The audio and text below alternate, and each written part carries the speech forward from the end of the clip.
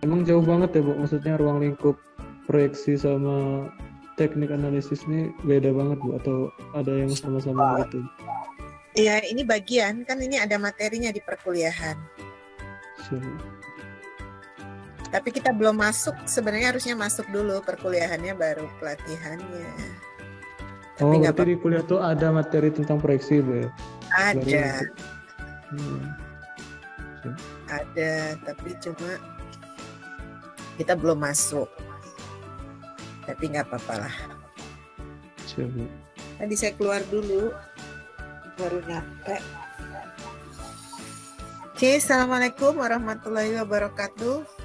Waalaikumsalam warahmatullahi wabarakatuh. Kayaknya pada ngantuk ya. Udah siang, udah makan belum? Udah Bu, berat Bu. Alhamdulillah saya puasa Bu. Alhamdulillah hadir. Siap masih semangat Bu. Ya, puasa saum ini ya, Senin. Padel Bu. Bagus. Oke, jadi ini kita sebenarnya pelatihan tentang teknik proyeksi penduduk ya. Apa arti proyeksi? Ada proyeksi, ada prediksi, ada itu sama atau tidak? Mirip-mirip sih. Ada forecast, meramal. Jadi intinya proyeksi itu adalah meramal ya, memperhitungkan jumlah penduduk. Misalnya 5 tahun, 10 tahun, atau sampai 25 tahun. Nah, biasanya proyeksi penduduk itu dilakukan untuk perencanaan pembangunan ya. Kan kita memproyeksikan, jadi ada ini asumsi. Nah, mungkin kita bisa baca ya, bisa lihat misalnya buku proyeksi penduduk. Nah, coba sebentar ya. Ini sebenarnya di mata kuliah kita ada materi tentang proyeksi penduduk. Sebenarnya harusnya di pelatihan itu kita tinggal menghitung ya, tinggal menghitung gimana sih memproyeksikan penduduk. Misalnya kalau untuk perencanaan jangka menengah, untuk perencanaan jangka panjang pembangunan gitu kan. Karena itu semua asumsi dasarnya adalah jumlah penduduk. Sebentar. Mana tadi? Saya share dulu. Izin Bu, kalau di kependudukan itu berarti tidak membahas prediksi Bu, atau prediksi itu salah satu bagiannya adalah proyeksi atau bagaimana? Iya, istilahnya lebih ke proyeksi ya. Kalau prediksi itu lebih ke estimasi biasanya.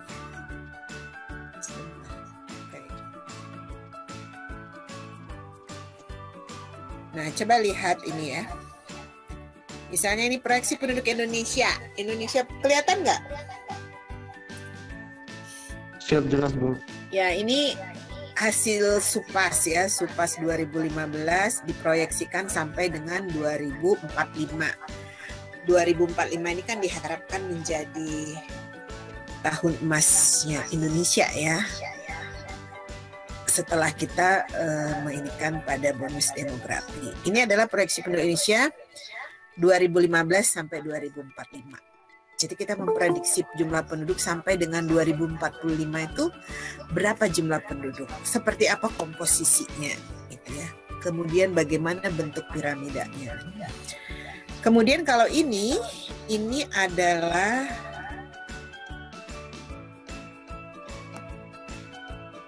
kalau ini proyeksi penduduk Indonesia 2010-2035. Jadi berdasarkan hasil sensus 2010, kemudian kita lakukan, ini biasanya BPS dan Bappenas ya. Karena yang akan menggunakan itu Bappenas, kemudian yang melakukan proyeksi itu adalah BPS. Nah, Bappenas itu kaitannya dengan perencanaan pembangunan. Nah, biasanya proyeksi itu dilakukan tidak hanya untuk secara nasional, tapi juga per kabupaten kota, per provinsi gitu. Jadi nanti ketika kabupaten kota menyusun rencana pembangunan jangka menengah, kemudian RPJPD, rencana pembangunan jangka panjang daerah, Nah, maka yang digunakan sebagai penduduk, karena kita tidak akan bisa merencanakan apapun kalau kita tidak tahu jumlah penduduk, ya, seperti apa komposisinya dan lain-lain. Jadi semua akan berangkat dari jumlah penduduk. Itulah mengapa kemudian proyeksi penduduk itu menjadi penting. Karena kita tidak bisa merencanakan pembangunan di aspek manapun kalau kita tidak tahu jumlah penduduk. Tapi nanti kemudian bisa saja dilakukan adjustment, ya, penyesuaian-penyesuaian, mengingat bahwa proyeksi penduduk itu kan tidak 100% bisa benar gitu ya, tapi paling tidak dia mendekati. Nah, ini ada proyeksi penduduk yang sudah dilakukan oleh BPS dan Badan Perencanaan Pembangunan Nasional itu di 2010 sampai 2035. Jadi pada tahun 2010 itu pernah dilakukan proyeksi penduduk sampai dengan 2035. Kemudian pada saat BPS melakukan survei penduduk antar sensus SUPAS 2015, ketika diperoleh data, kemudian dilakukan proyeksi sampai dengan 2045. Sehingga kita bisa membuat perencanaan pembangunan ke depan. Karena yang namanya rencana itu kan adalah kegiatan yang akan kita lakukan di depan, ya. Jadi masih meramal, kita kan masih merencanakan. Jadi yang namanya merencanakan itu ada unsur forecast, ya. Ada unsur melamal. Dan data penduduknya itu diproyeksikan. Jadi kalau kita lihat, sebenarnya nanti ada diperkenalkan juga, ya, aplikasi untuk menghitung proyeksi penduduk, karena ada beberapa metode dan teknik di dalam melakukan proyeksi ini. Nah, di sini kan ada.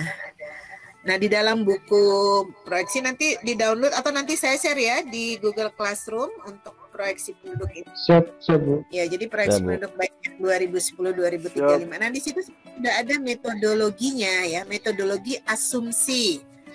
Jadi metode proyeksi yang digunakan seperti apa, kemudian sumber data yang harus ada, kemudian evaluasi data dasar, penentuan asumsi. Nah, ini penting.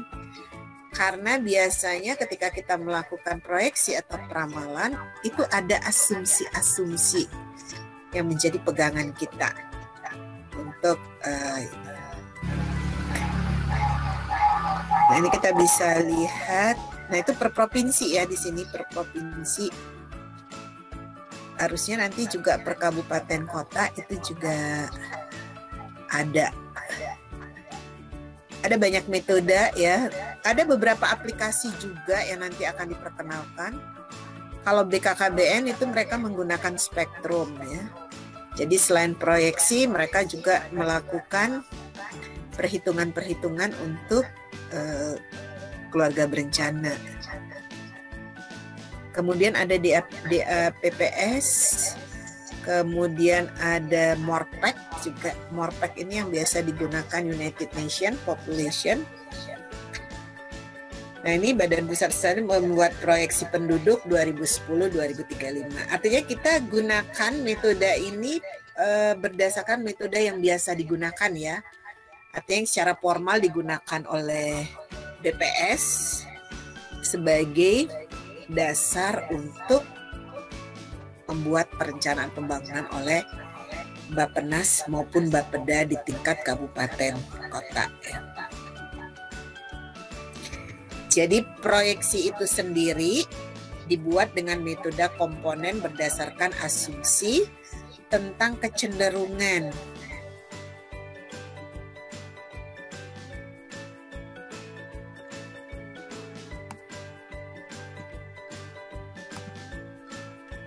Ini saya berikan gambaran, tapi nanti bisa dibaca.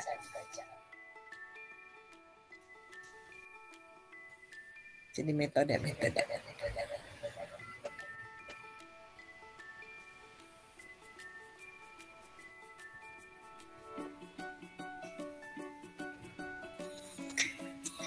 Jadi sebagaimana kita tahu bahwa yang namanya manusia itu kan penduduk, ya. Manusia itu manusia atau penduduk pada satu daerah, pada satu negara itu bisa menjadi subjek dan juga objek pembangunan. Apa yang dimaksud dengan subjek dan objek? Ada yang bisa kasih penjelasan? Halo? Ya, Bu. Izin, Bu. Ya, coba Muhammad Fadel.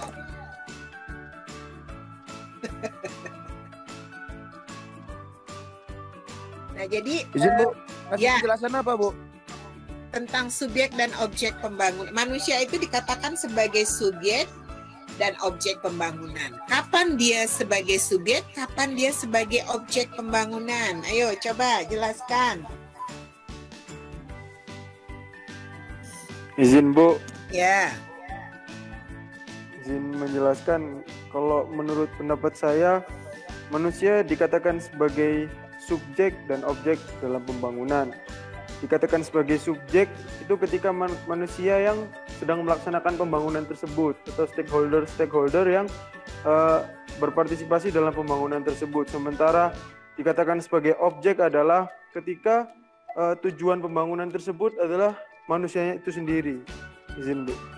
Ya, jadi kalau subjek itu dia sebagai pelaku. Sedangkan objek adalah sebagai sasaran atau penerima manfaat dari pembangunan. Jadi sebaiknya memang dia subjek sekaligus objek. Tidak semata-mata sebagai objek pembangunan, tapi juga diharapkan sebagai subjek pelakunya. Jadi dia juga akan bertanggung jawab gitu ya terhadap hasil-hasil pembangunan, karena dia yang juga merencanakan, dia yang melaksanakan gitu, dan kemudian yang akan menerima manfaat dari hasil-hasil pembangunan. Nah, perencanaan pembangunan itu memerlukan gambaran kondisi penduduk sebagai objek pembangunan ya. Kira-kira penduduk ini nanti 5 tahun ke depan ini berapa jumlahnya? Berapa penduduk perempuan, berapa penduduk laki-laki gitu ya. Kemudian dari struktur usia, berapa usia muda, usia dewasa, dan usia lansia. Semuanya itu harus diketahui untuk membuat perencanaan, baik di bidang pendidikan, kesehatan, maupun bidang-bidang lainnya ya. Nah, gambaran penduduk di masa mendatang itu yang disebut dengan proyeksi penduduk. Jadi bukan kondisi sekarang ya, tapi kondisi di masa mendatang. Di masa mendatangnya itu kapan?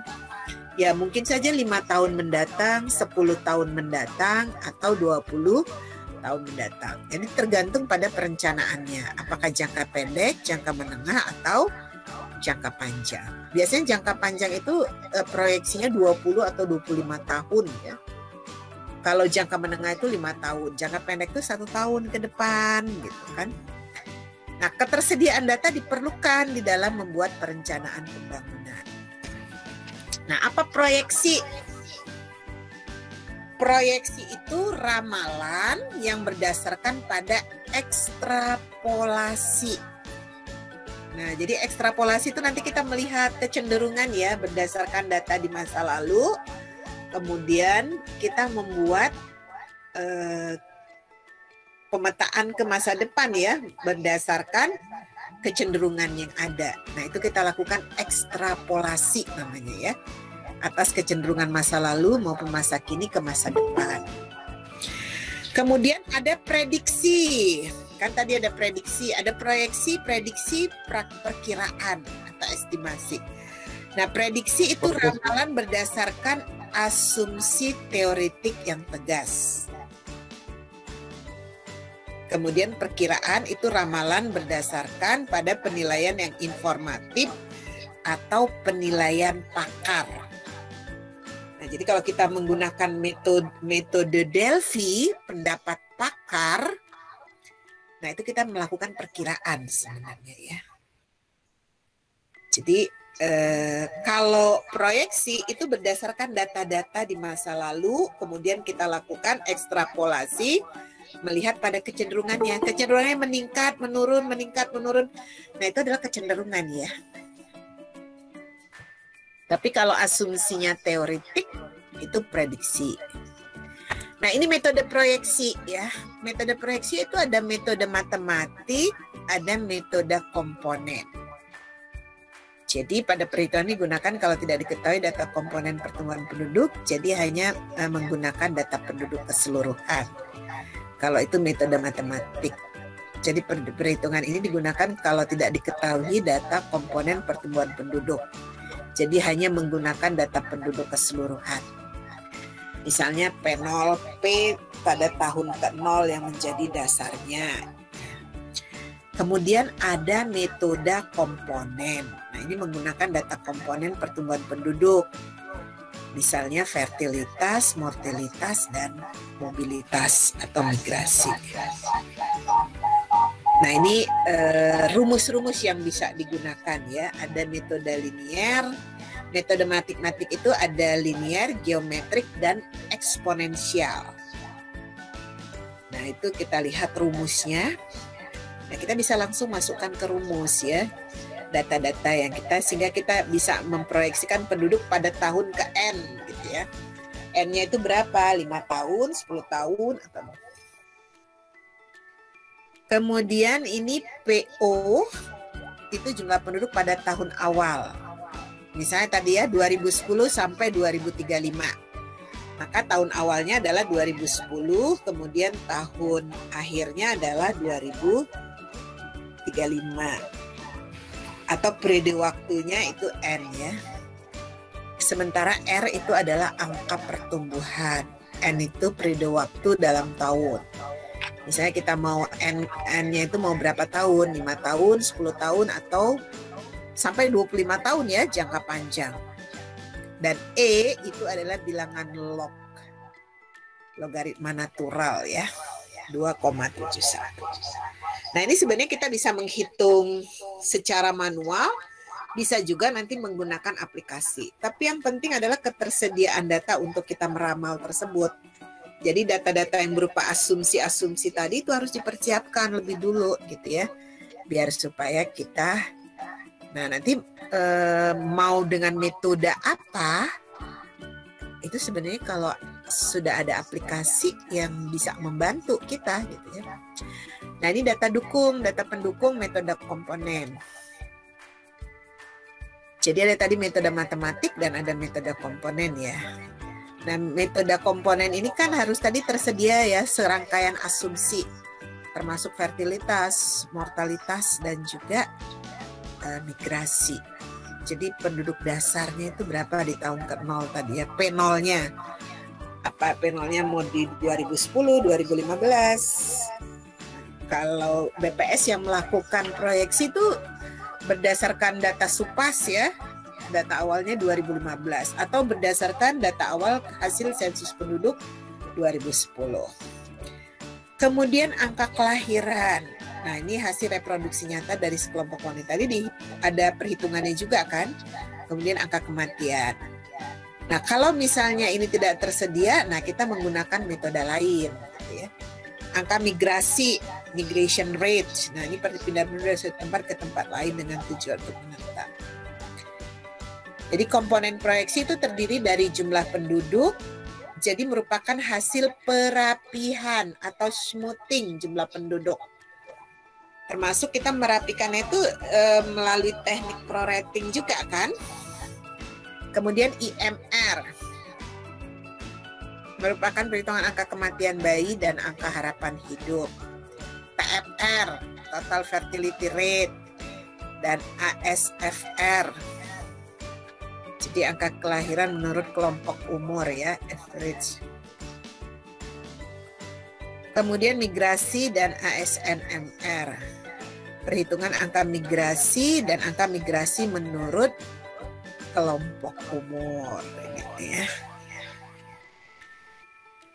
Kemudian data yang dibutuhkan. Ada kelahiran, angka fertilitas tadi ya, TFR dan ASFR. Kemudian kematian, infant mortality rate misalnya ya, atau konversi dari angka IMR dengan menggunakan tabel kematian atau lab table model West. Kemudian migrasi, jumlah migrasi masuk, migrasi keluar menurut jenis kelamin dan kelompok umur. Kemudian ada angka migrasi neto. Oke, kita ini dulu ya, secara konsep dulu. Nah, persiapan proyeksi itu ada data dasar, melakukan perapihan umur gitu ya, berdasarkan kelompok umur. Jadi kalau misalnya ada data yang tidak diketahui, nah kita lakukan prorating lebih dulu. Kemudian menentukan asumsi dan perhitungan fertilitas, menentukan asumsi, perhitungan mortalitas, menentukan asumsi dan perhitungan migrasi, menentukan asumsi dan perhitungan proyeksi penduduk. Nah, tentu saja asumsi-asumsi ini dilandasi dengan situasi ya, situasi. Nah, misalnya asumsi fertilitas mengikuti pola tren periode sebelumnya dengan melakukan pembatasan limit. Misalnya ya. Nah, ini misalnya mengenai fertilitas. Nanti kita akan bahas ini, saya tunjukin aja dulu ya. Infant mortality, asumsi migrasi, kemudian menghitung proyeksi. Nah, ini di sini ada juga software Fitsin, ada ya. Ini yang digunakan oleh Population Council. Jadi sebenarnya software ini banyak ya. Ada, saya bilang tadi kan ada DAPPS ya, atau kita pakai Excel juga bisa gitu ya. Kemudian ada Spectrum, ada More.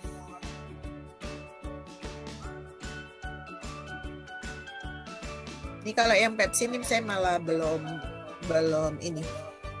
install. Yang sudah saya install tuh Spectrum, kemudian ya, jadi sebenarnya kalau yang paling sulit itu sebenarnya mempersiapkan data ya. Kemudian bagaimana kita menyiapkan asumsi-asumsi, karena inilah nanti terkait dengan akurasi ramalan kita. Gitu. Kalau menghitung itu sebenarnya kita bisa dibantu dengan serangkaian aplikasi. Nah, kemudian implikasi kebijakan ya. Dan dinamika kependudukan itu ya, mulai dari kelahiran, kematian, dan seterusnya, dan interaksi antara ini itu berimplikasi terhadap pembangunan ya. Jadi perencanaan pembangunan, nah itu membutuhkan kebijakan terutama ya terkait dengan kebijakan kependudukan di masa mendatang yang mencakup bidang kesehatan, pendidikan, tenaga kerja, administrasi kependudukan, sosial, dan lain-lain.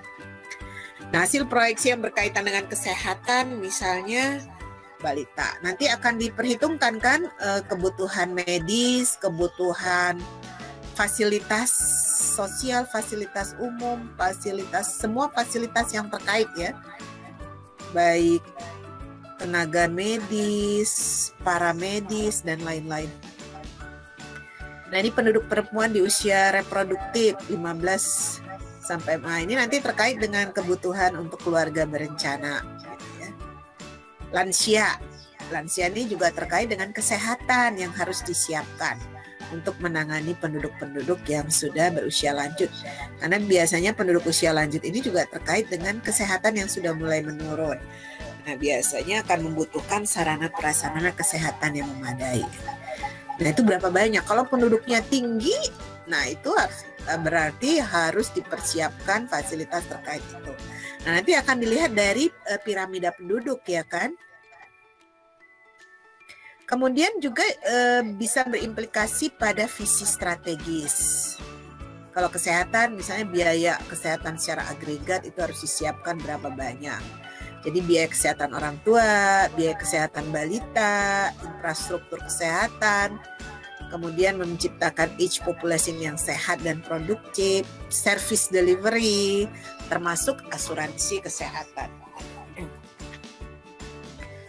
Kemudian sektor jasa. Kemudian bisa juga terkait dengan pendidikan gitu kan. Tadi struktur umur, mana struktur umur yang masih masuk balita gitu ya. Kemudian usia sekolah, masuk SD, SMP, SMA gitu. Nah, pembangunan sektor pendidikan itu membutuhkan informasi penduduk usia sekolah. Dan itu semua harus diproyeksi karena kita nggak akan bisa merencanakan kalau kita tidak tahu 5 tahun mendatang itu berapa sih jumlah penduduknya yang untuk SD, SMP, SMA gitu ya. Baru kemudian direncanakan, dan nanti perencanaan itu pasti terkait juga dengan penganggaran. Nah, penganggaran ini juga terkait nanti harus termasuk pendapatan dan pengeluaran ya.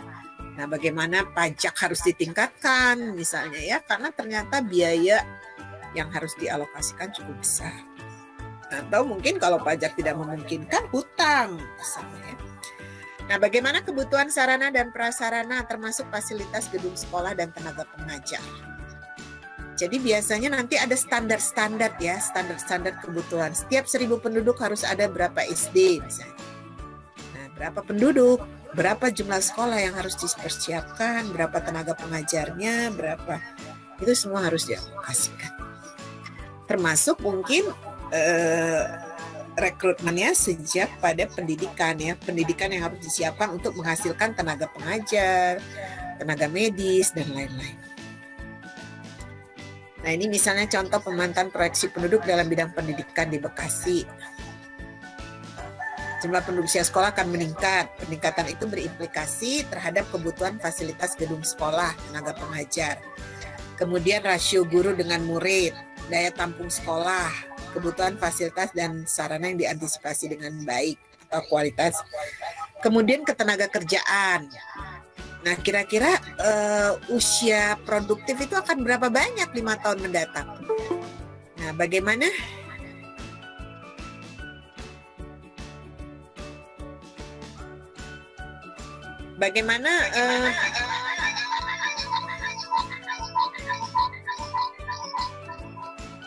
perluasan kesempatan kerja? Nah, ini merupakan isu yang sangat penting. Kecenderungan jumlah penduduk usia produktif akan terus meningkat, misalnya seiring dengan bonus demografi. Kemudian perencanaan tenaga kerja itu sangat diperlukan agar mampu meningkatkan kesejahteraan masyarakat. Kemudian ke administrasi kependudukan misalnya, implikasi jumlah penduduk di masa depan dengan ketersediaan kartu tanda penduduk. Setiap warga negara wajib memiliki KTP misalnya.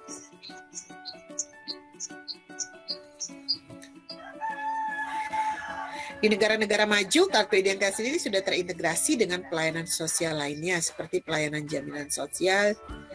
Nah, kita sedang rintis ya kerjasama-kerjasamanya dan seterusnya ya.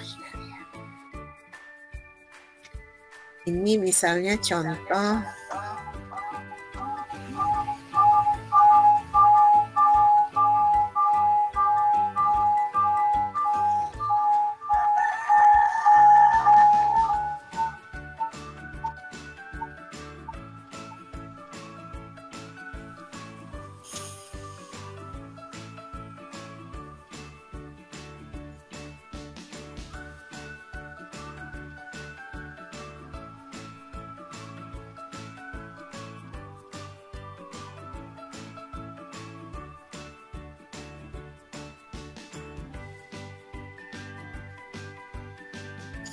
misalnya ini contoh perhitungan bahwa masyarakat atau manusia itu merupakan subjek dalam pembangunan.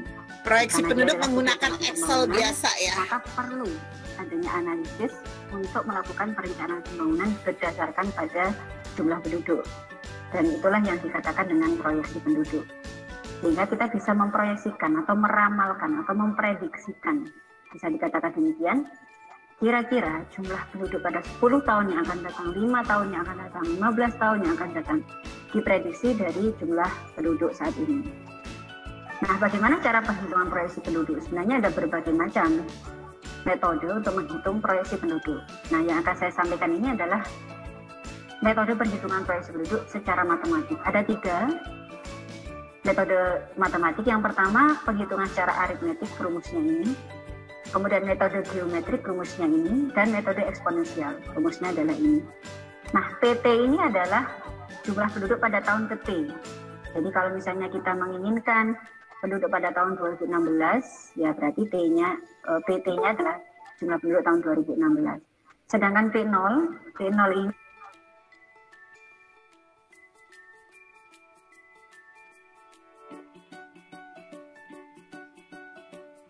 ini bahwa masyarakat atau manusia itu merupakan subjek dalam pembangunan.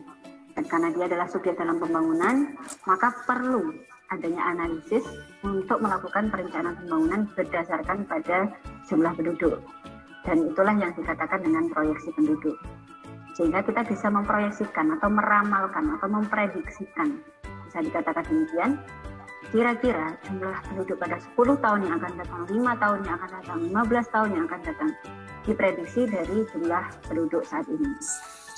Nah, bagaimana cara perhitungan proyeksi penduduk? Sebenarnya ada berbagai macam metode untuk menghitung proyeksi penduduk.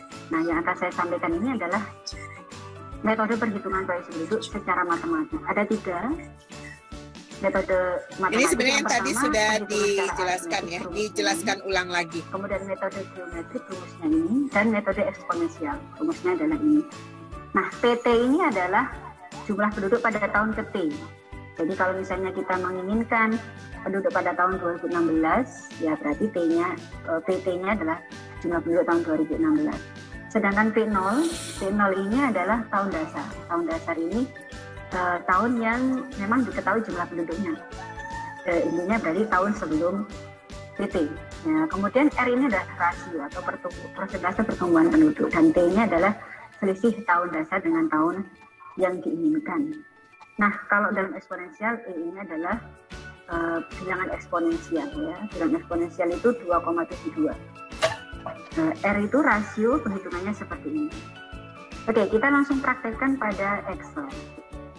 Nah, di sini ada 10 kota A, B, C sampai J. Ada tahun 2015. Nah, kemudian ada data jumlah penduduk tahun 2016. Nah, saya ingin prediksi tahun 2020 itu berapa jumlah penduduknya dengan menggunakan metode aritmetik, geometrik, dan eksponensial. Nah, pertama yang harus saya lakukan adalah saya akan menghitung rasionya terlebih dahulu. Penghitungan rasio seperti ini ya, sama dengan, kemudian saya beri kurung buka, P ke T berarti jumlah penduduk tahun ke T dalam hal ini adalah tahun 2016, dibagi dengan P0 dalam hal ini tahun 2015. Kemudian dipangkatkan seperti T-nya ini adalah 2015 ke 2016, kan hanya 1 tahun, berarti T-nya itu 1 tahun, berarti 1/1 ya, T-nya 1, 1/1 adalah 1, berarti pangkat 1 ya. Pangkat itu kalau di Excel tanda topi ya, pangkat 1. Nah, kemudian dikurangi 1. Nah, dikurangi 1 karena ini satu kesatuan, berarti ini saya beri huruf buka kurung tutup ya, mulai dari sini. Oke, saya enter. Nah, saya drag. Ini hasilnya kenapa kok 0? Kita coba klik kanan format cell. Nah, di sini karena 0 komanya itu 0 ya. Saya menginginkan mungkin 3 angka di belakang koma ya. Oke, saya oke. Nah, seperti ini ya. Sehingga nilai rasionya adalah untuk kota A 0,04, kota B 0,094 dan seterusnya. Nah, sekarang saya akan menghitung jumlah penduduk perkiraan ya, proyeksi jumlah penduduk pada tahun 2020 dengan menggunakan aritmetik ya. Kita ubah sama dengan ya, P0-nya ini itu adalah tahun dasar. Nah, dalam hal ini tahun dasar yang kemudian saya ambil itu adalah tahun 2016. Jadi data terbaru ya. Kalau ini tadi kenapa kok tahun 2015? Karena ini hanya ingin mengetahui rasionya saja. Kalau untuk mengetahui rasio berarti harus ada minimal ada 2 tahun yang diketahui jumlah penduduknya. Nah, tahun dasarnya dalam hal ini P0-nya adalah tahun 2016. Saya klik ini, kemudian dikali ya, dikali pakai tanda star, kurung buka, 1 ditambah R-nya, rasionya kita klik ini ya. Kemudian kali star ya. Nah, T-nya ini berapa? 2016 ke 2020. 2016, 2017, 18, 19, 20. Ada 4 tahun. Nah, berarti ini dikali 4 ya, seperti ini. Oke, nah kemudian kita enter. Nah, ini adalah jumlah penduduk perkiraan ya, proyeksi jumlah penduduk pada tahun 2020 untuk kota A. Di sini masih ada koma-koma. Karena jumlah penduduk tidak mungkin koma, maka kita bulat.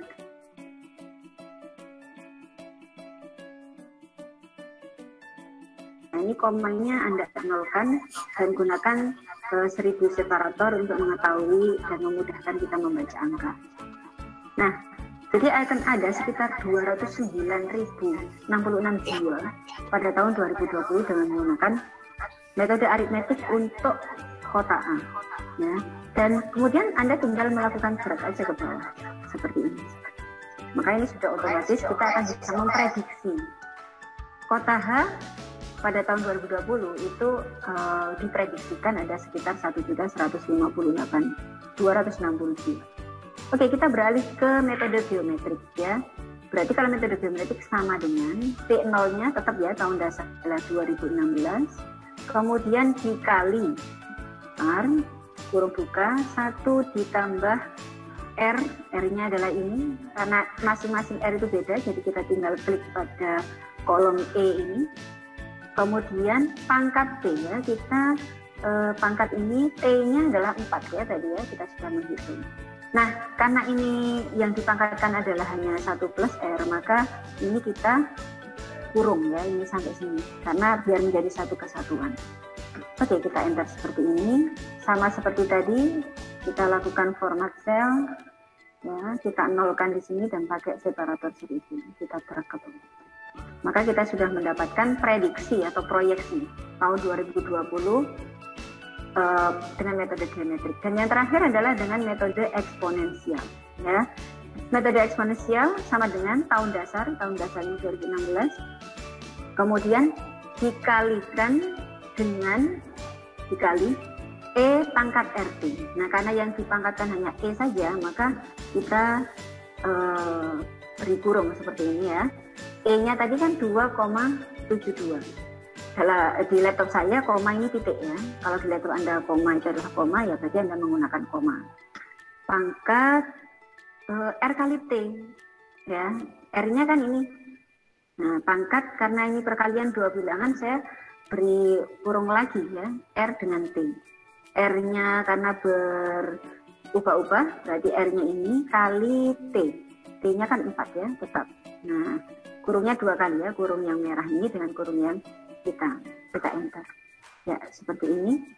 Nah, sama kita lakukan format cell, numbernya kita nolkan dan kita pakai 1000 separator. Oke, kita drag ke bawah. Nah, sehingga dari sini kita sudah bisa melakukan prediksi jumlah penduduk pada tahun 2020 dengan menggunakan 3 metode, yaitu aritmetik, geometrik, dan juga eksponensial di 10 kota. Demikian tutorial proyeksi penduduk, semoga bermanfaat. Salam dan selamat kita bisa bertemu dalam tutorial selanjutnya. Assalamualaikum warahmatullahi wabarakatuh. Bahwa masyarakat atau Nah, itu salah satu contoh ya. Nah, nanti masing-masing akan memproyeksi penduduk minimal per kecamatan lah ya. Per kecamatan, dalam satu kecamatan itu berapa. Kemudian ada juga kita bisa gunakan ya. Tadi ya ini nanti bisa dibaca juga proyeksi penduduk 2010 sampai 2000 ini, kemudian 2015 sampai 2005. Itu apa saja metodenya. Nah, ini sampai nanti menghasilkan smooth ininya ya.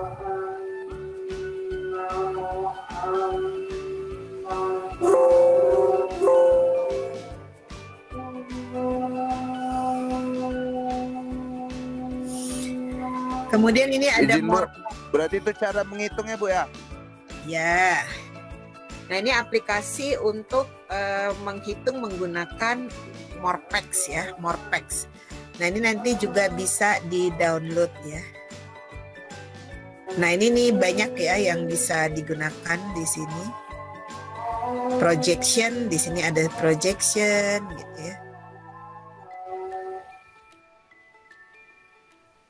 Nah, ini run ini untuk calculate ya.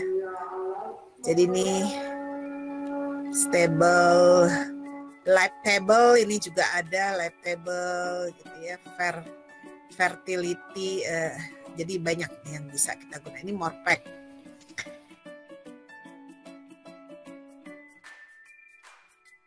application ya. Ini digunakan oleh United Nation ya, MORPAC ini. MORPAC. Kemudian ada juga menggunakan mana ya?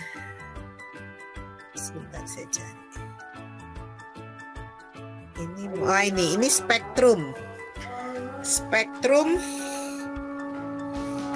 Nah, ini application kelihatan ya. Nanti ini kan tutorial untuk mendownload aplikasinya ya. Jadi ini Spectrum. Ini juga bisa digunakan untuk kesehatan juga ya, Avenir itu. Nah, di sini kita bisa, nah di sini kan ada open projection ya. Jadi untuk ini kan proyeksi penduduk. Nah, ini bisa di-download di UNH ya, UNH United Nations. Ini ada Avenir Health juga. Jadi Spectrum ini, nah ini kita lihat di sini ada new projection.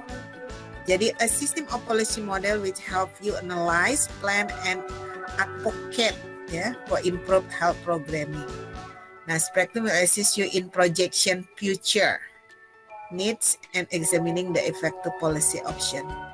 Ya, jadi ini untuk suatu sistem untuk model kebijakan yang membantu kita untuk menganalisis, merencanakan, melakukan pendampingan gitu ya. Untuk perbaikan, ini memang lebih ke fokus ke program kesehatan, tapi kita bisa menginikan untuk projectionnya. Assalamualaikum. Assalamualaikum Bu. Ya, Bu. Ya.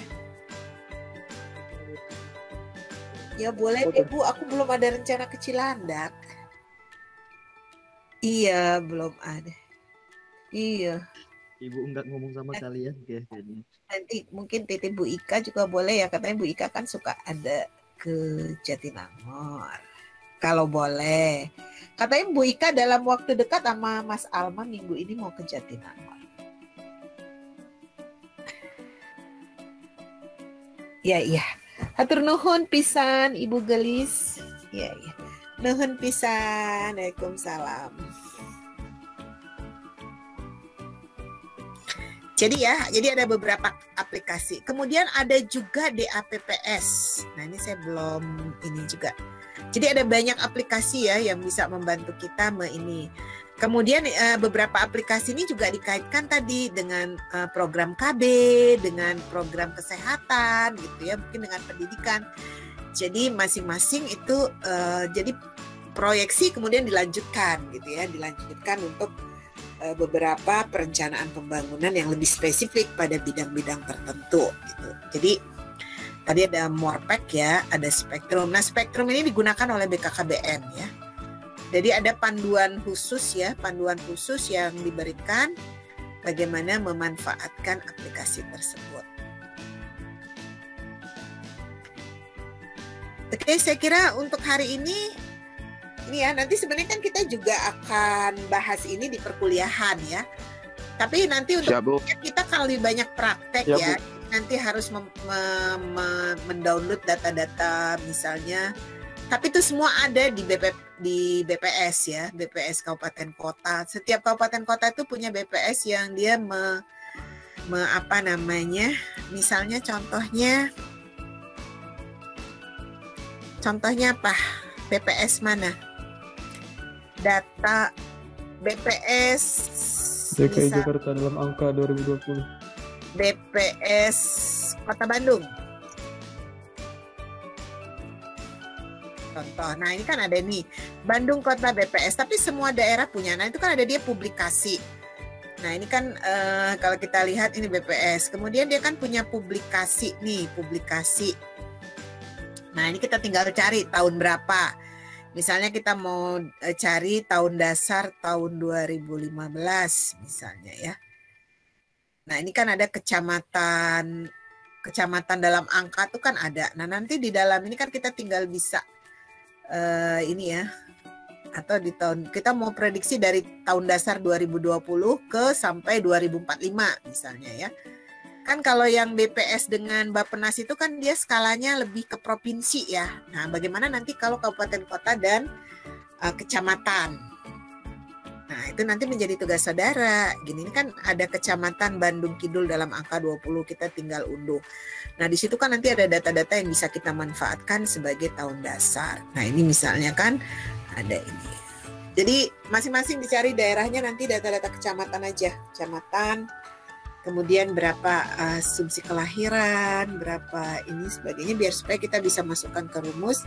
Apakah itu kita menggunakan metode aritmatik, metode matematik, metode komponen, kemudian metode matematik itu ada aritmatik, geometri, dan eksponensial gitu ya.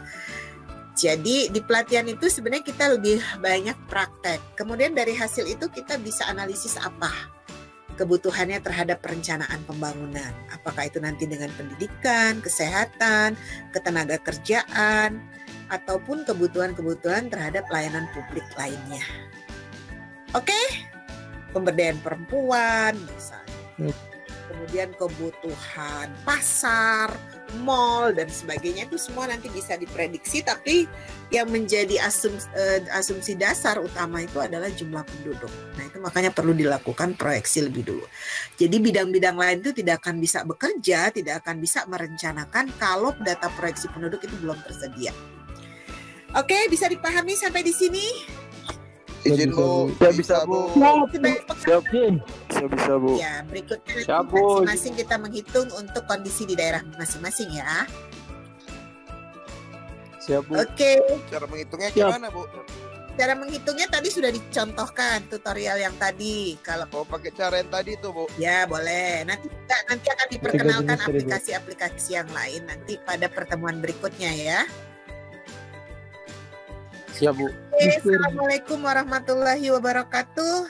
Selamat siang, sore. Waalaikumsalam. Waalaikumsalam. Terima kasih Bu. Warahmatullahi wabarakatuh. Warahmatullahi wabarakatuh. Terima kasih. Mana, Bu?